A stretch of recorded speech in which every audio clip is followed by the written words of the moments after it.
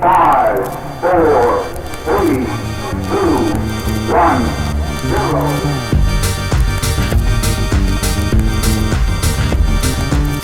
Hello everybody, it's Sylvie. Welcome back to the TBR Diaries. I hope you're doing good. Today's video is going to be a wrap up of all of the books I read in my 6-month absence from BookTube. All of the non-dissertation books anyway. And because I was writing said dissertation, which I promise one day I'll shut up about, but while I was writing that, I only actually read 9 non-boring books in 6 months, which is not a lot, but I do have a tendency to ramble on, so I will get straight into it anyway. These are pretty typical Sylvie books. There is some sci-fi, some fantasy, and I think 4 of these books are romance books, which definitely tracks because when I'm stressed or overwhelmed or don't have a lot of brain capacity, I tend to turn to romance, so it makes sense there's quite a few of those in there. When I did manage to find the time or the energy to read, that is often what I tended towards, as well as 3 of these are rereads, which again, something I lean towards when I don't have a lot of capacity. And I'll start off with some of those rereads, 2 of which definitely comfort reads for me. These are 2 Discworld books by Terry Pratchett. This is the 10th book because I am doing a chronological read through for possibly the first time in my life. I read all of them at least once. I read several of them 3 or 4 times, but this is the first time I'm reading them actually in publication order. You really don't have to read the series in order. There are a few that I would recommend that you read chronologically, or like publication date chronologically in relation to each other, but you don't have to read the whole series in order. Anyway, this is Moving Pictures. This is Discworld Goes to Hollywood. Hollywood is also kind of haunted and some stuff happens. This isn't one of my favourite Discworld books. There's nothing particularly wrong with it. There's nothing I particularly dislike about it. It's just not up there. You know, I think there's 40 odd Discworld books and this just doesn't make it into the top few for me. But I still had a good time with it. I always enjoy reading a Discworld book, but this probably isn't one that I would recommend that you start with. Having said, you don't have to read chronologically and you can just grab whatever sounds interesting, but I probably wouldn't recommend this one, only because it's not one of my personal favourites.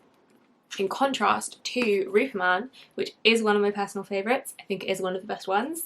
Death is one of the best characters in the Discworld universe. I think that's pretty well agreed by the reader base. Death is the anthropomorphic personification of death as a natural thing.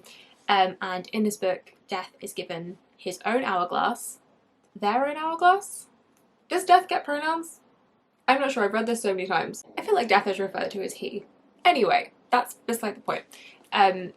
Death is given a lifespan. It's not exactly life, is it? But anyway, and goes to work on a farm and kind of try out being human.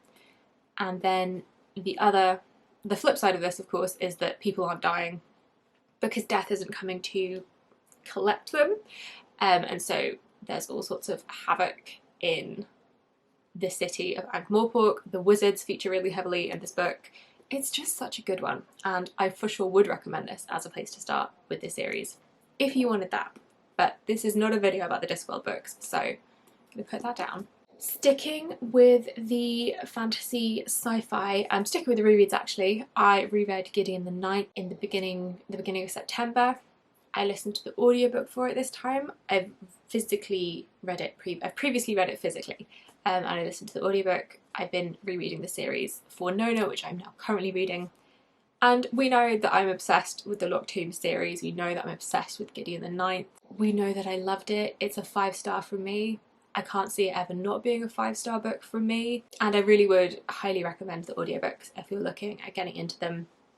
I will say, I can't see it now because I'm so entrenched in the series, but Gideon is a little bit difficult to get into. It kind of takes, it's not the easiest book to get into, it's not the easiest universe. I've seen some criticisms that, or heard some criticisms that things are not described very well in terms of setting and fixing the reader or fixing the world in a kind of time and place, which I think is the point, and I don't see that as any kind of issue, not just because I'm pretty bad at visualizing what's happening in the book anyway, but I just don't think that's I just don't think that's necessary for the book. I think it's just kind of makes no sense and you just got to roll with it. But anyway, I did love Gideon. I loved the narration. Even though I know what happens at the end of the book, I still was absolutely bawling my eyes out, which is the advantage of an audiobook. Because if you're reading physically, when you start crying so hard you can't see, you can't keep reading. But if you're listening to the audiobook, the words keep coming. The feelings keep coming. Anyway, I loved Gideon. This is not a surprise. Sticking with the fantasy, I also read Legends and Lattes by Travis Baldree, which came out earlier this year. And I think it had quite a lot of buzz, quite a lot of hype, quite a lot of support online. It's a novella. It's described as low-stakes cozy fantasy, which it definitely is. In this book, we follow an orc whose name I can't remember. I can't remember anybody's names, so we're just going to roll with that. But she has tired of the kind of mercenary lifestyle and decides to stay somewhere permanently and set up a cafe. And like I say, it's very cozy, low-stakes fantasy, so there's a little bit of friction with some of the people where she decides to set up shop, but nothing too dramatic. There's also a little bit of like a sapphic relationship subplot in there, which of course I always love to see. There was lots of good coffee and pastry descriptions. This book made me really hungry, and I just had a really good time. There's not too much to say because it's a very short book. Fun, very easy to read, very enjoyable to read. If it sounds like your kind of thing, I would definitely give it a go, especially because it's so short you can't really go wrong. And I would definitely read more books set in this world with these characters. I don't know if that's in the works, but if it is, I will for sure be reading them. I just got distracted, but I was about to tell you about The Galaxy and the Ground Within by Becky Chambers. Are you sensing a theme of comfort reads? Because so far that's what everything has been. This is not a book I had read previously, but Becky Chambers and the Wayfarers series is a kind of go-to comfort author reading experience. This is the fourth and final book in the Wayfarers series, so it's kind of bittersweet. I'm sad to see the series end, but I did like this book. I thought it was a very fitting ending for this series. They are connected, but they're not like direct plot-wise. The books don't directly follow from each other, so you do kind of need to read them in order because some events and people will be referenced. But what's the word for that? They're more like companion books than direct sequels. This isn't my favourite of the Wayfarers. I think my favourite is still the second one or the first one, but I did really enjoy it. I enjoyed it more than the third one, I think, but I love them all. This one I think maybe didn't make me cry. No, it definitely did make me cry. Who do I think I am? But yes, more cozy vibes. This is kind of cozy low stakes sci-fi, low stakes plot wise, but it definitely packs like an emotional punch, not in a devastating way, just you get really, or at least I end up feeling really invested in and connected to the characters. It's much more like person focused than it is plot focused or world focused, although it is a sci-fi. It's just kind of people set in space rather than crazy sci-fi goings on. Like I say, I'm sad that this series is over, but I know that the Monk and Robot series she's got going on, I'm really enjoying that, and I'm excited to see what else she might come out with because I really love her writing. So we are now on to the various romance books that I read over the last 6 months, and I will do these vaguely in chronological order. So the first one is A Girl Like Her by Talia Hibbert. I have raved about Talia Hibbert before. I think she's a fantastic author. I love her sense of humour in her books. I love her characters. The romances themselves are always spot on and so like convincing. I read A Girl Like Her in March, so I don't remember too much of either the plot or what I thought about it, but I do remember that our heroine is an autistic woman. She is quite happy with her comic books and not really talking to anybody aside from her sister, and kind of being a bit of a social pariah for reasons that are explored throughout the book, which so I won't get into those. And then our hero is her next door neighbour who just kind of insists on cooking for her and being nice to her, and eventually they get together because it's a romance book. I do remember that I thoroughly enjoyed it.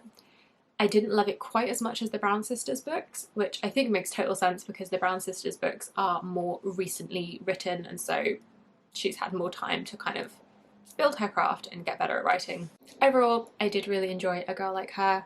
I I remember that much at least, and I should definitely continue with the series because it's the first in, I want to say there's 3 novels and a novella, but that could be completely wrong. And I forget what the series is called, but I think it's like all small town romance kind of vibes. And I'm pretty sure I have them all on my Kindle because the series was available for like 99p some time ago and I bought that, so I should really keep it going because we know how much I love Talia Hibbert. The next romance that I read was The Queer Principles of Kitt Webb by Sebastian. I'm really sorry, I don't remember too much about this one either. It was historical. As you can guess from the title, it is a queer romance. We've got 2 male protagonists, isn't the word, but like people. Okay, I have had to look up the synopsis because I didn't actually remember anything about this book. So we have a reformed highwayman and then the son of an aristocrat, and they end up hatching a plan to pull some shenanigans to do with the aristocrat's father for plot reasons that are explained in the book, so I won't get into them here, but it was really fun. It was very enjoyable to read. I really liked the sense of humour. It was really funny, and also it very successfully walked between being like having the taking the romance aspects of the book like seriously, like dedicating enough time to developing the romance and the tension and all that, but also the non-romantic plot was also really strong. It made me care about both of the characters and their backstories, because that is tricky, because sometimes, and I will mention this about another book that I'm about to talk about, but sometimes I do just want to read fluff and I don't care about people's backstories or the plot or anything like that, but having it do both I think is quite tricky and not always successful, but this book for sure managed that. There is also a coffee shop setting in this book as well, so that seems to be something that's cropped up a fair bit in the books I read. Anyway, the next book that I'm going to talk about is The Love Hypothesis by Hazelwood. This has taken the world by storm, seemingly, and it wasn't very good, but I did enjoy reading it. I had a fun time while I was reading it. This is what I mean. Sometimes I just want to read I just want to read a romance for the sake of reading a romance, because I want the like happy ending and the fluff and the good vibes, which this did. It just didn't really do anything else, and I feel like because it's so popular it's probably quite like trendy to hate on it, and that's not what I'm trying to do. I just genuinely don't think it was very good. It's not one I'll reread. I have no real interest in reading any more of Hazelwood's work just because there's so much romance out there. I just feel like there's better romance. And it wasn't that great. It was kind of clunky and awkward, but I think it was a debut, so like we can let that slide. But actually there was no real building of tension between the 2 characters. There was no real romantic tension, and that's kind of the deal breaker, because there's other stuff that other people have talked about how it was just tropes stacked on top of each other and no real plot, which I think is kind of true, and about how like some of the character descriptions are a bit, you know, we keep emphasizing how tiny and small and petite and tiny the female lead is, and how like big and manly and strong the male lead is, and I'm like, okay, we get it.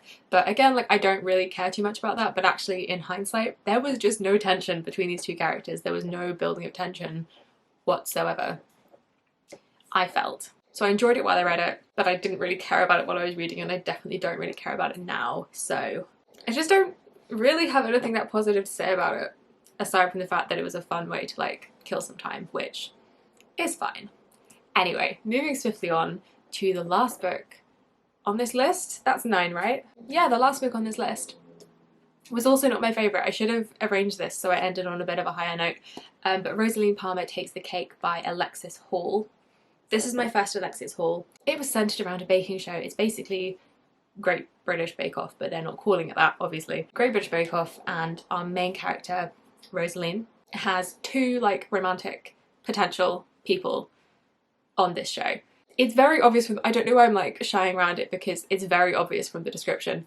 There's like the obvious guy that she could go for, who, you know, her parents would approve of and seems to have his shit together, blah blah blah, but then there's this other guy who actually is nice to her, and what should she do? It's very clear what she ends up doing from that synopsis. And I did really enjoy this again while I was reading it. This was hilarious. I absolutely loved the writing style. I was laughing out loud throughout the book.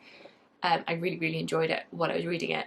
And actually I didn't really like the like main character that much, Rosaline. Yeah, I didn't really like her like as a person all that much, which made it harder to root for her. But I still did, and I still obviously got the satisfying ending that we all knew was coming, because that's the point of reading a romance book.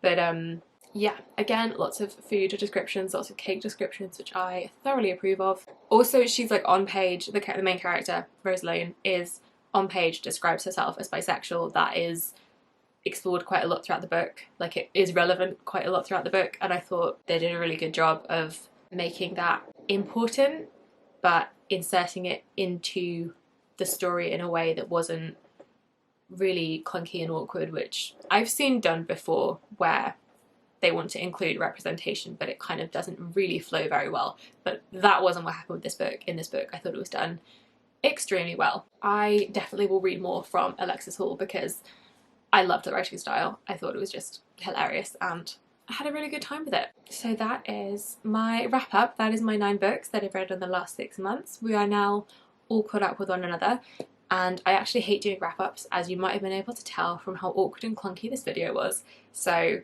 the reading vlogs are back, so if you want to hear my thoughts when I'm reading, the reading vlogs are the place for those thoughts. I can't promise they're any more coherent, but I enjoy doing them more that way, so that's what we're doing. So yes, thank you very much for watching. I hope that you've enjoyed this video, and I will catch you in the next one. Bye